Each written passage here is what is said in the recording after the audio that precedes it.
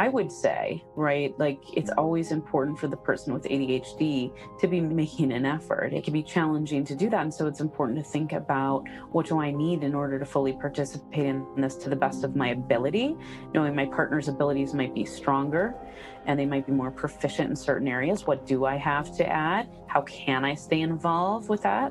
What does my partner need in terms of my involvement? It certainly doesn't feel good for one person to be the manager of everything and the other person just get to go along for the ride. That is Dr. Michelle Frank.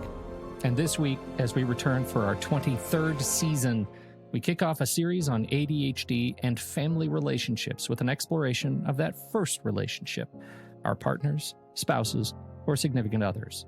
How do you create balance in the relationship and leave room for ADHD? That's up next on Taking Control, the ADHD podcast.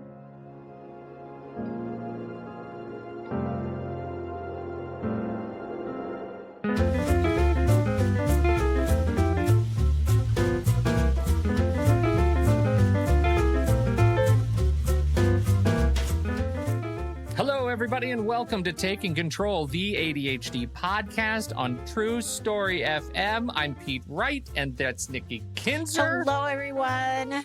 Welcome. It's season 23. Very exciting. We're back from our little July break. Do you remember how to do this? No, because we both forgot to record on the very first show back that we just recorded. We forgot to record, but we caught it before we actually did the show. So kudos to us. Dodged a bullet. Yes. Right there. That was scary, but it's okay. We've got lots of great things that we're going to be talking about. And today, in particular, our dear friend, Dr. Michelle Frank, is back to join us. And we're going to talk to her in just a bit. But first, head over to Take Control ADHD to get to know us a little bit better. You can listen to the show right there on the website or subscribe to our mailing list. We'll send you an email each time a new episode is released. Connect with us on Twitter or Facebook at Take Control ADHD. And if the show has ever touched you, if your life has been made better in some small way as a result of this show, break out in song. We invite you. Okay. I might. Hey, I'm watching Schmigadoon right now, and I want to sing everything. It. Go, Pete. And I want you to know about Patreon. What? So anyhow, patreon.com/the ADHD podcast. That is our community of fantastic supporters. For a few bucks a month, you get access to all kinds of fun stuff. You get early access to the show every week. You get to watch the live streams as we record these things, which is always nonsense. And you are going to get access to the new Patreon-only podcast from Pete. Pete is apparently going to do a podcast. Pete is doing a podcast. Very exciting. Yeah. And it's not all exciting. about Pete, but it could be some things about Pete.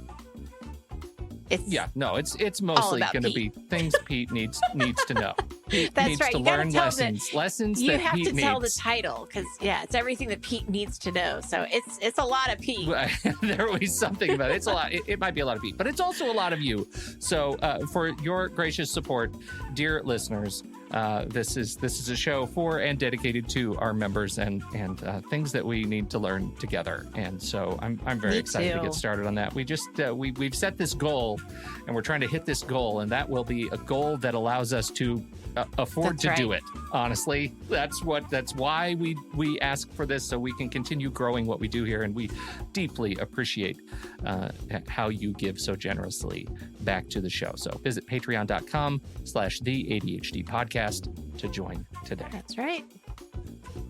Dr. Michelle Frank is a clinical psychologist specializing in providing diagnostic and treatment services to individuals with ADHD. She is back with us today to talk about relationships and ADHD, specifically through the lens of the Gottman Method. And Nikki and I talked to her. We actually talked to her a month ago, and we're now giving it to you now. We're really excited about it because she was so gracious to record when her schedule allowed, and that happened to be some weeks back. But we're excited to bring it to you right now. But this is also a kickoff of our series. For the next, 5 5, 6 weeks, I think at least 6 weeks, we are doing shows all around the ADHD family. So whether you have ADHD and your kids don't, or kids have ADHD and you don't, or the whole family has ADHD, whatever it is, we're going to be talking about some different things. So it starts off with Dr. Michelle Frank with talking about couples therapy. And we're going to talk about family tips, things that are actually tips from our listeners. You guys brought in some great ideas and brought to us some great ideas and suggestions. We're going to talk to an ADHD mom. We're going to do an interview with her. We have a couple other interviews on mindfulness and teenagers. Impact parents are going to be coming back. So we are going to have another conversation. I'm sure it's going to be fabulous. Can't think of a better way to kick off than this conversation with our friend, Dr. Michelle. Dr. Michelle Frank is back with us after, so long. You know, the last time she was here, I think we were in the height of the pandemic being, everything being reopened, but only a little bit. And then everything was about to be closed again. And I think the three of us were all very depressed. The last time we talked, Michelle, it's so great to have you back with us. Michelle is a clinical psychologist specializing in providing diagnostic and treatment services to individuals with ADHD. And she's also a very handy expert in our address book on relationships. We're going to talk all about ADHD and relationships through the lens of the Gottman Method. So glad to have you here, Michelle. Thank you. I'm so glad to be back. We're all feeling better. We're all feeling better. Yeah. Good. Yeah. Well, So you good. are the very first show of our Families with ADHD series, and we are very excited to have you here. And I wanted to start with your interview because, you know, families are created by relationships, by parents. We'd like to know how that works. Yeah. So Let's please. start at the very beginning. So I am excited to have you here because, you know, all different kinds of families listen to our show, and it's important that we understand that if you have a partner, if you're in a couple relationship, because I know that the Gottman Method is not for individuals. I want to be clear about that. It's for couples. But what a great place to start. And so Pete and I's connection with the Gottman Method is way back when in the early, Pete, 2000s? Surely. Like it was, I think it was late 2000. 99, early 2000. Yeah. Yeah. We had a group that were of young couples either married or going to be married. And we went through this book, and I still remember things from it because when I was reviewing my notes for today, I was like, yeah, I remember that. I remember that. All very sound advice because guess what? Pete and I are both married to the same person. Still. Yeah, yes, still. to the same person. Yeah, so something's working. So why don't you tell us a little bit about what this is? What is the Gottman Method? So the Gottman Method is a form of couples therapy that is based in the research of John and Julie Gottman, as well as several others, folks like Bob Levinson, for instance. John Gottman started researching couples, what makes them work and what doesn't, back in early to mid 70s. So we're going on over 40 years of research on what makes couples successful. You know, at first they started looking at why do couples divorce? And from there, they moved on to, okay, so why are the successful couples doing so well? What sets them apart? What are they doing differently? And then when John linked up with Julie Gottman, his now wife, she's an expert therapist, also a very analytical mind, really wise, brilliant woman who specializes in a lot of trauma therapy, had a lot of good therapeutic training. And she came on board and said, you know, we can use this.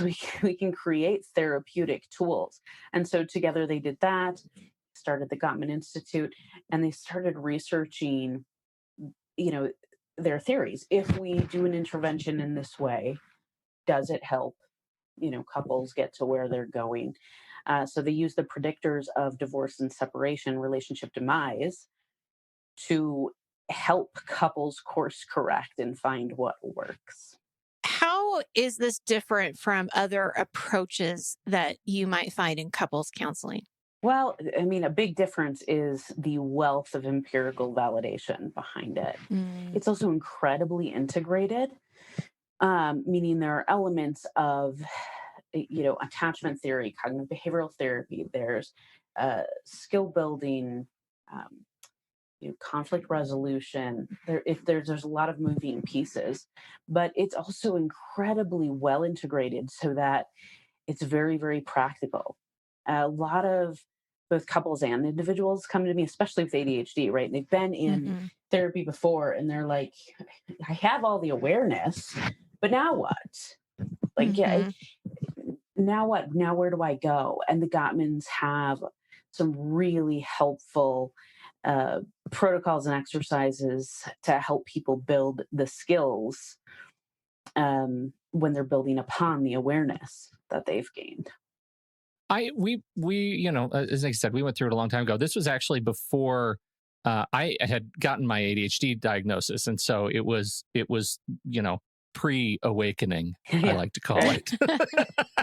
But that's really what I'm into today, right? Is how does the method, the Gottman approach, interact with folks with ADHD? They're mixed ADHD couples like Mhm. mine, or two ADHD individuals in a relationship together. How do you approach it through this lens? So I think it's important to keep in mind, right, that couples therapy is not a treatment for ADHD. That's individual work. Hmm. What couples therapy does is it looks at the impact of ADHD on the relationship. It looks at both persons' experience of ADHD within the relationship. So ADHD it's a player at the table, right? It's in the room, but ADHD isn't the only problem, right? And the couple is the client. A lot of times, the person with ADHD ends up being the identified client. And it's really easy on both sides of the equation to blame ADHD when usually there's a lot of other things going on as well. There's a lot of meaning we make, a lot of emotional overwhelm, a lot of shame spirals, like all these other things are happening sort of as part and parcel of the ADHD, but also separate from it. And we can create these relational cycles and these negative patterns of interacting that over time compound and really erode the underlying friendship, closeness, and connection we have. So it's similar to how Sari and I talk a lot about this about ADHD, but it's about a lot more, right? Like there is a deep well to dive there. Hmm. So Gottman therapy, like most couples therapy, unless some people do very specific ADHD, cognitive behavioral oriented couples work. But for the most part, in the couples therapy world, you'd be really hard pressed to find people who specialize. Like the average person is going to have a hard time finding a couples provider who also happens to specialize in ADHD.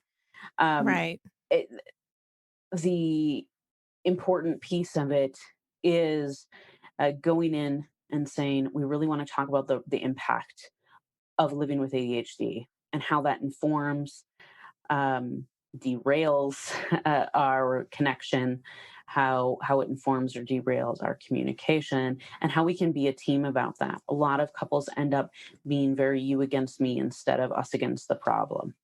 Well, that's exactly what I was thinking, right? Is because, we may not think of sort of the Gottman approach to, couples therapy as ADHD therapy. But when ADHD is at the core Right. of the relationship issues, the communication issues, like it's you're lighting a fire in the relationship. And it's all because of just sort of the way your brain's And working. and your dynamics around that and what it triggers Yeah. for you and your enduring vulnerabilities that it Well, brings and up. your awareness of it, like me, Exactly. right? Like that's why we ended up going into couples Exactly. therapies, because I didn't know I had ADHD. It's interesting what you said, Michelle, about i- individual therapy.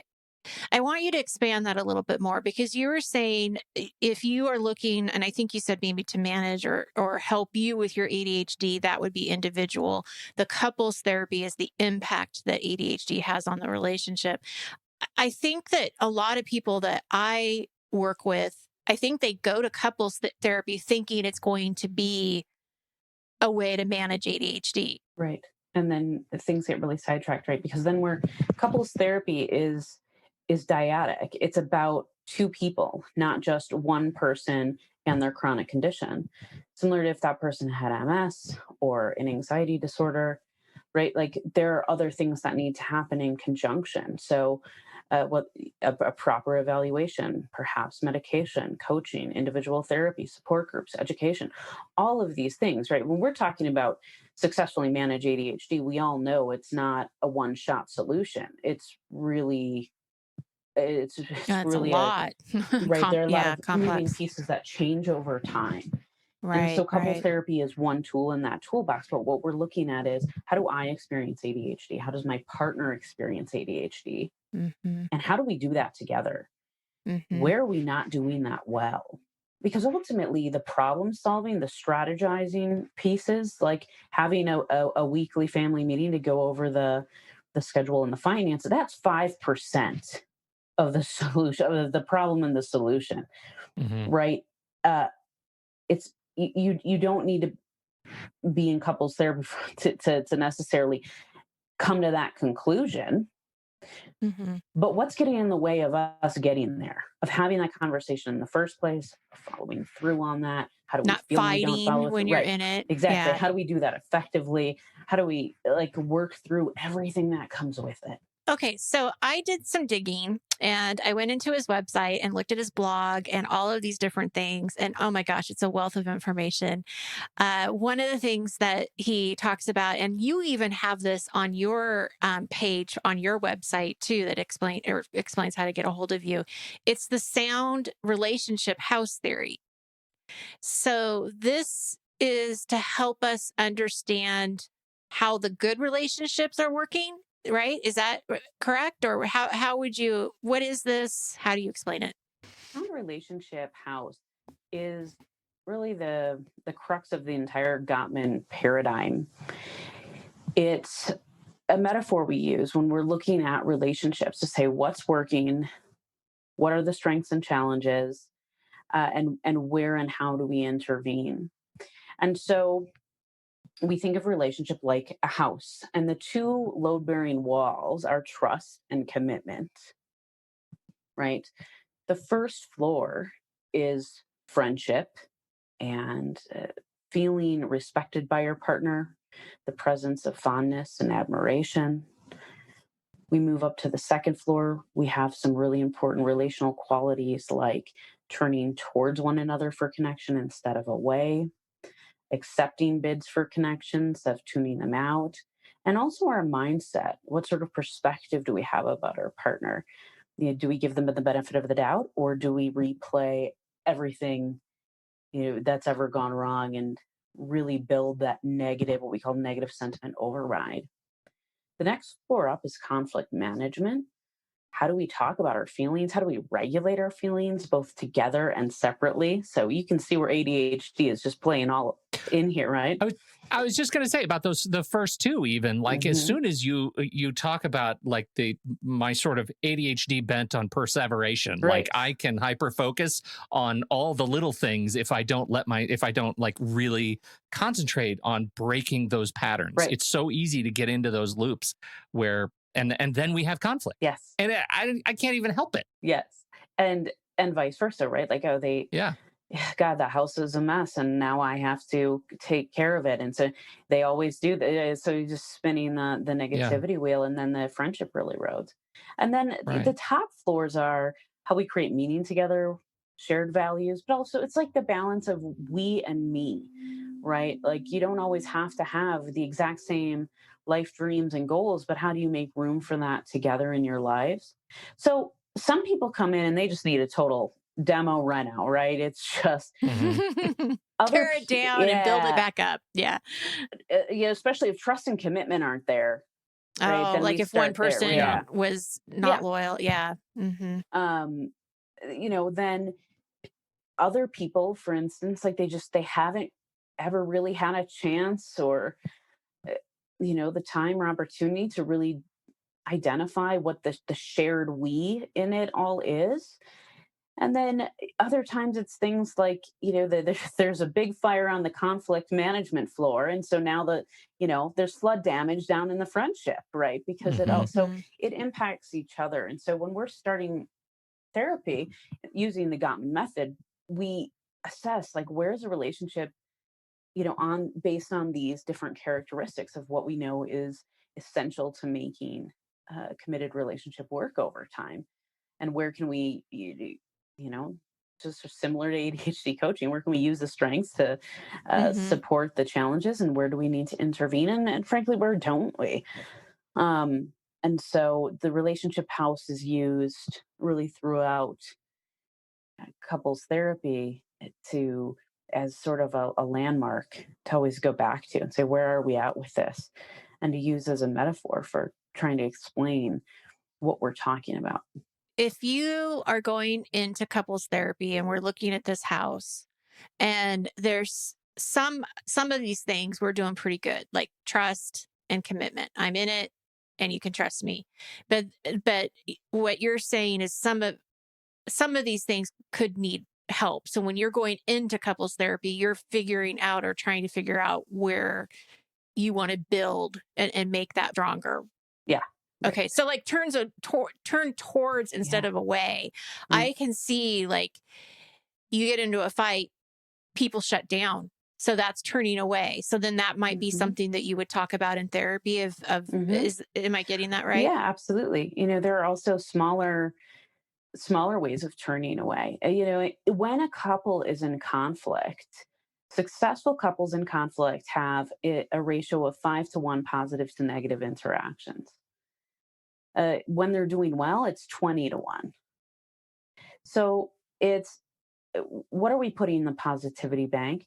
And turning towards can be really simple. It can be, oh, honey, come look at this stupid commercial. This guy's ridiculous. Or, oh, look, it looks like it's going to rain.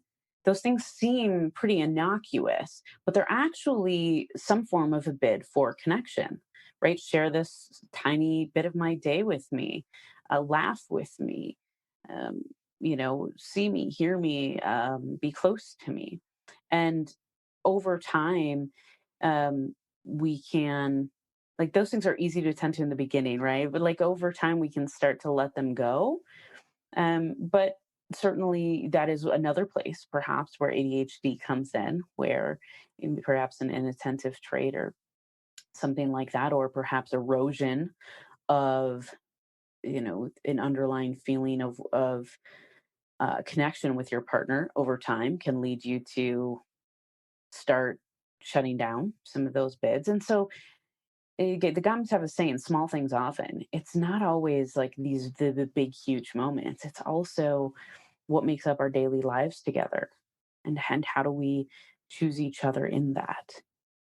This erosion concept really strikes a chord with me because that leads to something in that a feeling I think that's really important. And Nikki had pointed out a blog post called "The Four Horsemen of the Apocalypse: Criticism, Contempt, Defensiveness, and Stonewalling." Mhm. And I feel like I can really relate to that criticism, contempt pair. Right? Like when you talk about like when a relationship is struggling and you go down to the 5 to 1 versus 20 to 1 positive to negative experiences, you kind of get the sense of like when I am feeling compromised in some way in the relationship, it's so easy to turn that outward. Absolutely, absolutely. And the four horsemen of the apocalypse are the four behaviors that were found to be most predictive of relationship demise over time. um, Successful couples, they might creep in here and there, but for the most part, they use other ways of communicating and connecting. In ADHD, I see a lot of cycles of criticism and defensiveness, counterattack, blaming one another, leading into contempt, leading to defensiveness, leading to shutdown. So oftentimes we're working on having the conversations we want to have, and doing those interactions differently. But it can be hard too when we're emotionally flooded, which is also something that Hmm. easily happens with ADHD. So to give you an example of like what those four things mean, imagine you're going about your day la di da, and your partner says, "Hey, got a Home Depot return. Can you take care of that today?" And you said, "Sure." I wanted to go pick up something anyways. And you go to Home Depot, you pick up your thing on the way home, you realize, shoot, I forgot the return. Okay. So how do you and your partner deal with this? On the surface, it's a very pretty simple, small ADHD sort of moment, right?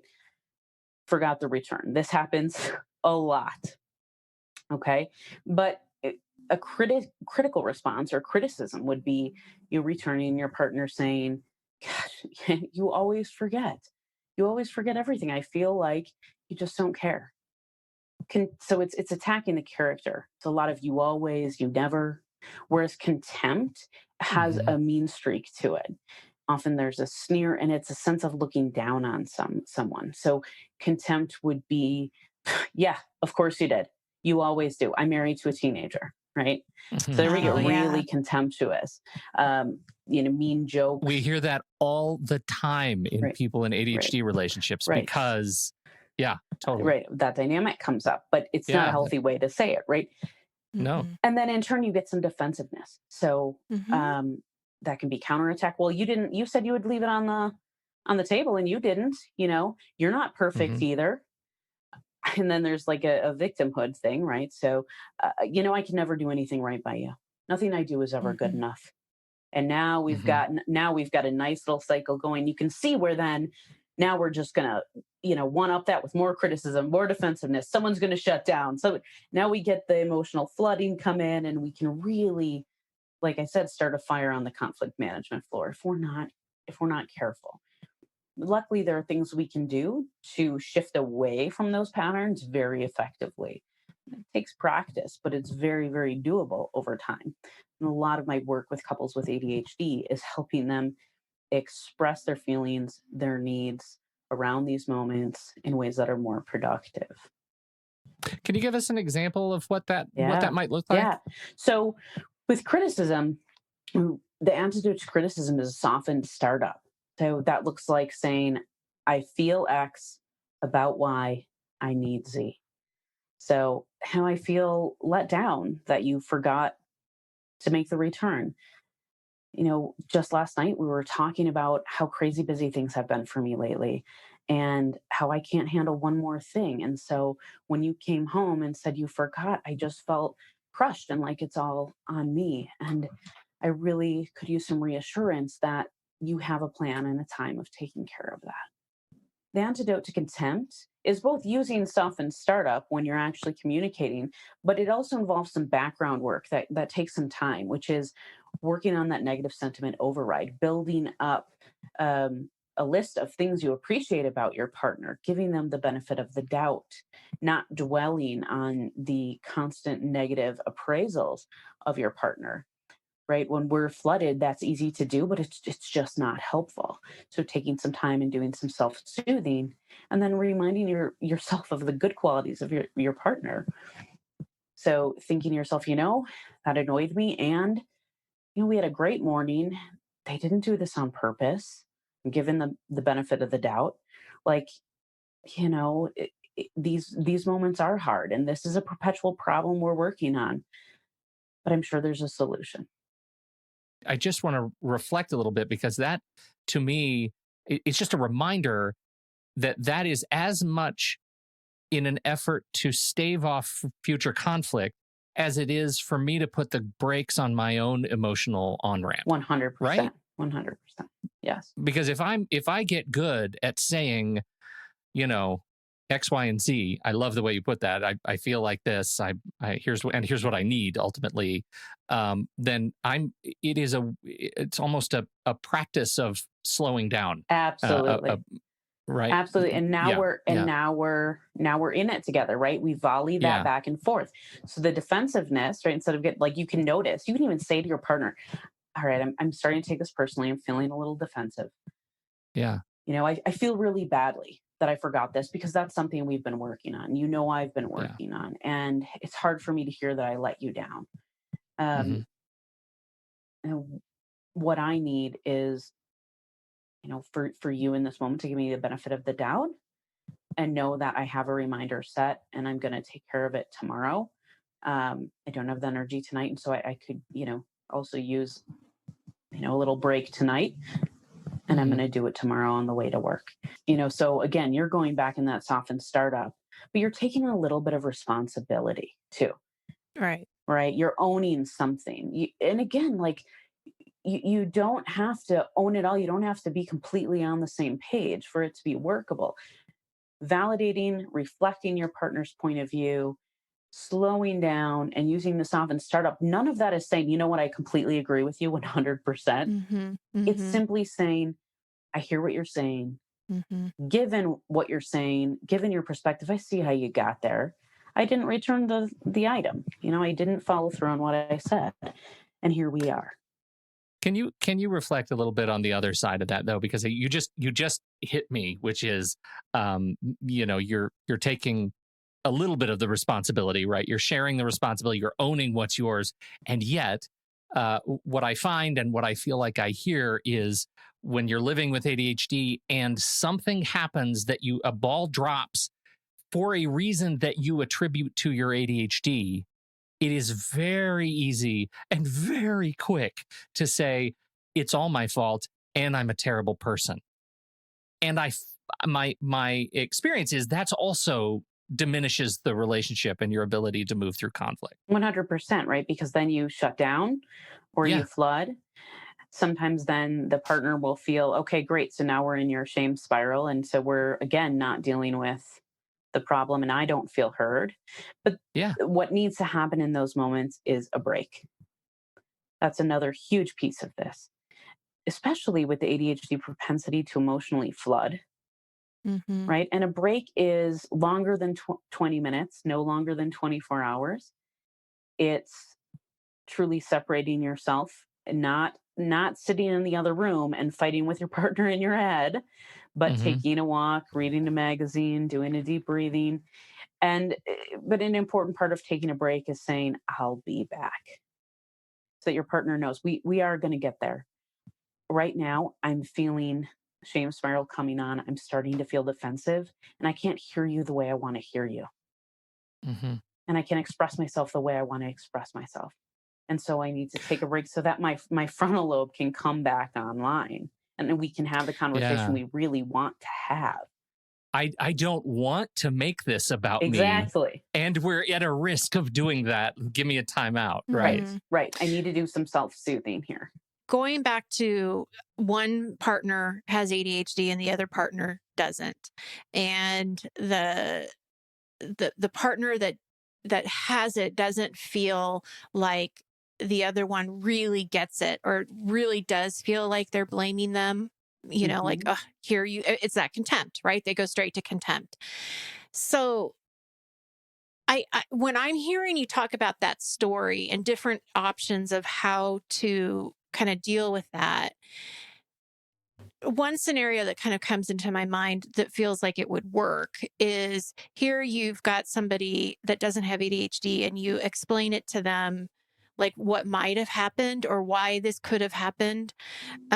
So you're having an understanding of how the ADHD worked in that situation, having some kind of acceptance that that's what it was, and then moving on to, I appreciate, thank you for listening. I'm going to do this tomorrow. I've got my reminder. It just feels like I feel like, is there some kind of acceptance around the ADHD that needs to happen from both partners? Oh, absolutely. Absolutely. And that's hard. That doesn't happen overnight. When it comes to understanding ADHD, I see a lot of people give books or articles or, there's a charismatic social media figure. They send a TikTok here, like this objective person can tell you because I don't know that I can find the words, or we get caught in our dynamic and I don't feel understood. And some people do learn best that way through reading, for instance, or their coping mechanism involves heavy research. But for a lot of couples, it goes a lot farther if you both sit down and have a conversation using sentences that start with, help me understand. Mm. Help me understand what happens for you in these moments. And I'm going to put aside my judgment. I'm going to take notes, right? That can be helpful. Then, if you have an impulsive thought, you can jot it down. You can write down their keywords so you don't forget or interrupt each other.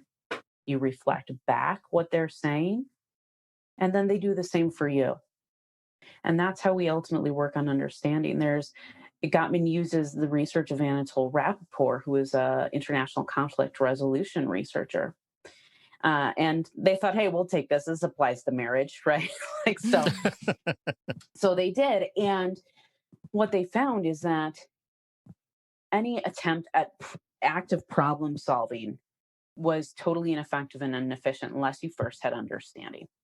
So the goal in these conversations is always to be able to understand and repeat back your partner's perspective, right? In a way that is satisfying to them. Like, yes, you got it. That's how I feel. You hear me. You You understand hear me. And the other partner to do that back before Mhm. you move into problem solving. And oftentimes, especially with ADHD, it's like, well, I'm going to use my reminder. You know, I can't remember things.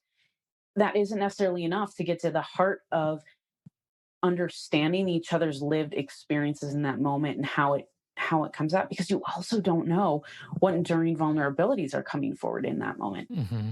A lot of times it comes down to things like, I feel like you don't have my back.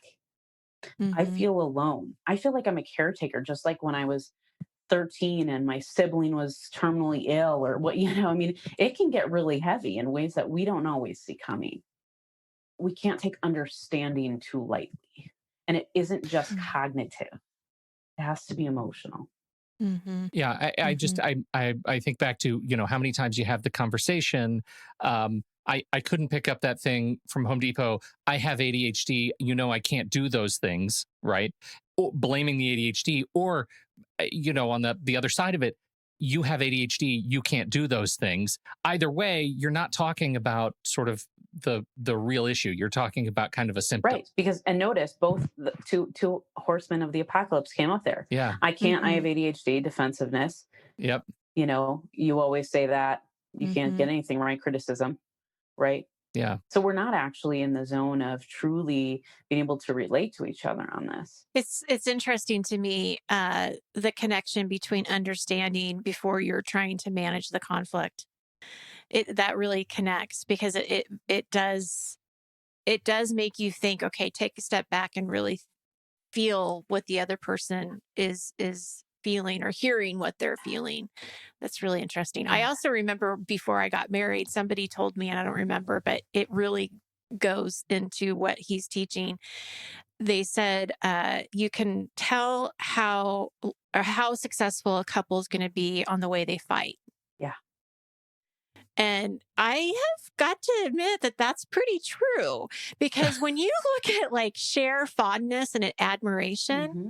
I don't know if any of you have like been in like a situation where you're at a dinner or you're at a party, and this couple, you're talking to some couples, and they're just like so rude about each other. Yeah. Oh And, yeah. and it's so uncomfortable, It's because so awkward. it's so Yeah. awkward, because they're either going to get in a fight, or they're in a fight, but they're like mean to each other in front of people. So then I always think of like, what are they like at home? You know, but my question here, contempt to me is really mean. Yeah. And I remember telling my daughter when she started like being interested in boys, and these relationship hurdles. I told her, I said, or your dad and I have never called him a name, and he has never called me a name. Yeah. Now, we have fought and we've argued, but we've never like, you so and so. Mhm. But if you're getting that from somebody, how do you resolve that? Is it possible to save your marriage? So Yeah, it's like when you're yeah. at the party with you and your partner, and all four horsemen have all All come with them you, come. right? Yeah. They're And all, it's Yeah. all like, six of Yeah. you are there. when do you walk away? Or is it, I Well, don't know. that's a good time to get therapy. Yeah. Right. It's a good time. It probably could have happened sooner. Sure. Couples, usually start therapy 6, 7 years too late. And I Hmm. would add, it's not just how couples fight. That's an excellent point. It it's how they repair, because there are Mm-hmm. different types Mm-hmm. of couples that do conflict in different ways. Some are more conflict avoidant, some are more conflict pursuant. Um, but it's not just like how you fight, but it's how you repair Yeah. too, and do you accept your partner's attempts at repair, or do you shut them Oh, good down? That's point. a big thing, Right. right? Like, so I'm really sorry, I want to do this differently, I want to work on this, and then you're met with, yeah, right. I mean, Yeah. Sure. that hurts. Um, as opposed to, I want to get there, I'm still feeling all the feelings and I need some time, right? So like Mm-hmm. there's different ways to communicate it. Again, with contempt really, and it is the biggest predictor of divorce because it really erodes everything, right? Mm-hmm. Um, and so it takes time, and it's about rebuilding a sense of fondness for your partner. It's about communicating with respect and intention. Um, and it involves a lot of emotional regulation pieces. It involves having not saying the first thing that comes to mind, but trying to slow down and communicate in this new way, and then Hmm. really trying to rebuild the positive moments of connection, right? Building up that piggy bank in your emotional deposits is really truly essential, because once the friendship is gone, right, you can There's do it, not. but it's just a lot of work. Yeah, you gotta like You can to hang out with the rediscover, but person. yeah. Right. Yeah. Yeah. Do you That's so like your interesting. partner? Do you like Mm-hmm. that? That matters. Yeah. I know, I've had too many conversations with people who don't reflect on the fact that their partner is they're also a friend, Right. right? Like they've moved into this romantic relationship and they still spend more time cultivating their best friendships with people outside their relationship than actually looking at the person they've married. Right. Right. And that's a good reminder. Yeah. Mm-hmm. Right. Mm-hmm. Like you married them for a reason, and that Yeah, reason was not because they are exactly the same as you. right. Right. And so when you have these moments of inevitable difference, it can be helpful to remember you married them because you embrace the ways you're different. Sometimes that Mm-hmm. is hard. Mm-hmm. And also because they're much cooler than me and I tricked them. There you go. So There you go. it's just bamboozled There them you the go. whole time. Yeah. So I have a question, Michelle. This actually got brought up in our Discord, and a couple of different listeners were feeling it. So I'm just curious what your thoughts are around like planning vacations and planning dates, and so one person. How do you balance that? I guess is probably the best way to say it, because somebody with ADHD, they're saying it's hard. It's hard to plan ahead. It's hard to do all of the details, but the person that doesn't have ADHD may feel like it's always being brought on them and they always have to come up with the ideas. How do you figure that out so there's either a compromise or something that works for both people? And the answer is probably going to be different for every couple and every Sure. family. I think you have to identify, what is negotiable and what isn't. Where are my Hmm. boundaries around this?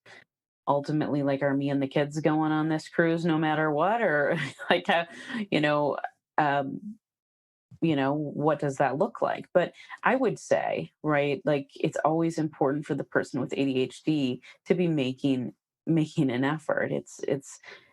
It can be challenging to do that. And so it's important to think about, what do I need in order to fully participate in this to the best of my ability, knowing my partner's abilities might be stronger and they might be more proficient in certain areas. What do I have to add? How can I stay involved with that?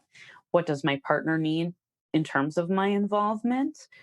Uh, and so again, we're having a conversation about, our needs and what we can contribute.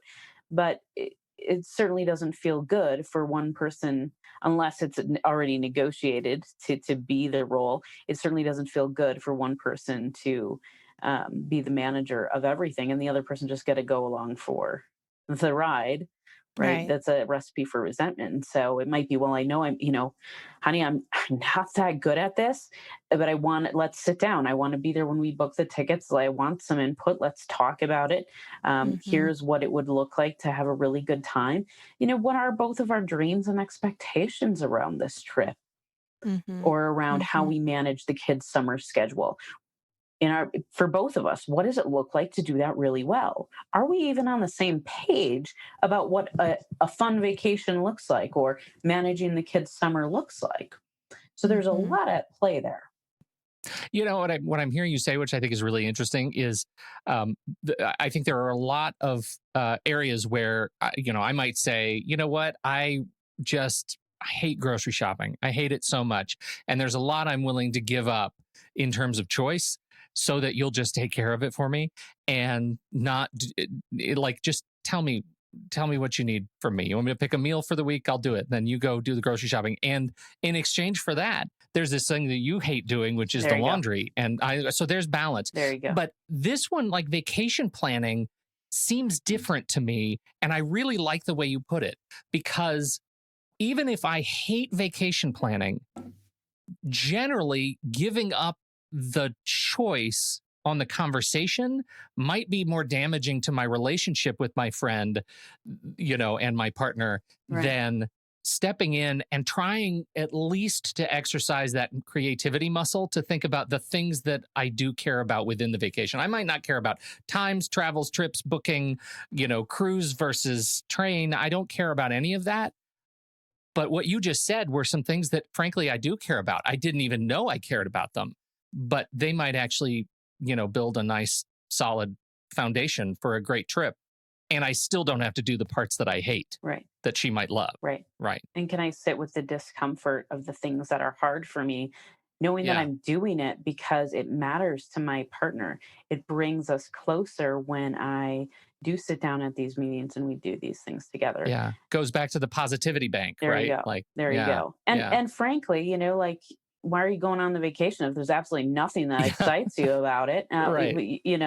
Most people with ADHD have a million things that you'd get excited about if they really put some thought Yeah. into it. And so maybe it starts with having a conversation about that. What excites Mm-hmm. us about this idea? The risk is that the time I get excited about a trip is when I'm on the trip. Yeah. Like I can't think that far in advance, Michelle. I know, it's so stressful. It's so stressful. And once I get there, I care about a lot. Yeah. So I have a question from one of the things that you said earlier, and it was sort of in a joke, well, not joking, but in passing about, well, they probably should have been here 6 years earlier, or 6 to 7 years earlier in therapy. I've heard that before, where a lot of times, again, probably from the same person who told me about the argument thing, but that a lot of times one partner, once you're in therapy, one partner most likely has already checked out. And I don't know if that's true. I don't know what that's all about. But when you said, oh, I think maybe they do come too late, there's got to be something to this. So how can you prevent not going too late? In not all cases is that one of the partners checked out. It's just that these patterns have been going on for so long. For a while. First, highly recommend premarital counseling or counseling as Mm-hmm. newlyweds, ounce of prevention and all of that. Mm-hmm. Also noticing, like, do I see some of these four horsemen come up? Do I feel understood by my partner? Do I really understand their inner world? Do I feel connected? Is our friendship strong? Are we really hurting each other when we fight? These are questions to ask, to say, could we use a bit of a checkup? How do we deal with stress together? A lot of times I see couples who are smooth sailing when things are going well and there aren't many external stressors, but you add on the loss of a job, COVID, Mm-hmm. any number of things, and suddenly boom, like things really go boom, right? And so how do we deal with stress together? It's never a bad thing to go and just have a few sessions, see how things are rolling. And if you're like, I think we're pretty good, then you leave feeling pretty good. Mm-hmm. And if you leave with some homework and some things to work on, that's great. So there's never a bad time to enter into couples therapy. There's just times where there's more work involved or less. Yeah, right. That's interesting. But it depends too on people's goals. I mean, people navigate relationships in very unique ways, and it's not always the status quo, and so it's also Hmm. about, what do we want our relationship to look like? What's most important within this relationship? Mm-hmm. And people have different answers to that. Like, things that Mm-hmm. I think would make me unhappy in a relationship or a marriage, aren't my cup of tea, would be great for the next person. So Right. that's But always really having that interesting. conversation, like you said, I mean, the pre-marriage or premarital counseling, having those conversations at the very get-go are so important because, especially if you're younger, you're just thinking of the wedding and Oh, all of the everything's great. fun, Yeah. but it's not the Hmm. marriage, it's not the actual connection there. Yeah, this is so fascinating. Yeah. I love Yeah, talking this about is this. great. It's Yeah. really I interesting. know. So useful. And I think it's stuff we just, we don't talk about it enough with each other in a relationship, right? It's, you get into the groove, and before long it's a rut. Right. Daniel Wild, another famous couples therapist, said, an author said, every marriage is a mistake.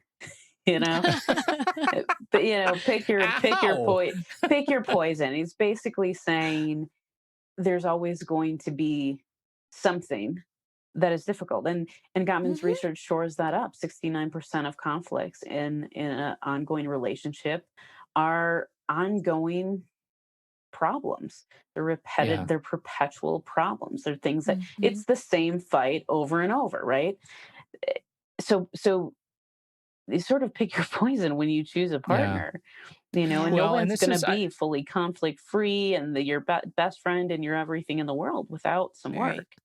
Right. well, we had Seth Nelson's divorce attorney on the show to talk about, ADHD and divorce. And I guess we probably should have had you on first. Uh, but this was one of the things that came out of it was like, divorces, by the time they get to him, the attorney, they've been on the path for divorce for at least 4 years, right? Like, that's it. So in hindsight, when you're sitting down with your attorney and you reflect a little bit on how did we get here, you got here over 4 years of work toward this path, unintentional though it may be. It's because you didn't take those steps 4 years ago to ensure you didn't get here. It'd be a great back-to-back episode. We should have done that. Right. I have another clarification that I want to before we wrap up. So you had mentioned that it's hard to find a therapist who does couples and who will understand ADHD or, maybe understand it, Specialized. but Specialized. specialize, yeah, in ADHD. So for our listeners out there who know that that's going to be difficult, but they do find a therapist that does marriage counseling, or find someone who does the Gottman method. Um, can you just remind us or review, like, how do you present that to the therapist? Yeah, I mean, I would start by saying that ADHD is a really important part of our story. And it's an Mhm. important, really central piece to a lot of our communication and conflict problems. And so it's really important that it's present here in this space. We want that to be something that we focus on. And do you feel like that's, something you can offer? Mhm. If this person's like, ADHD, I don't know if that's even a thing. Well, then to get on out of there.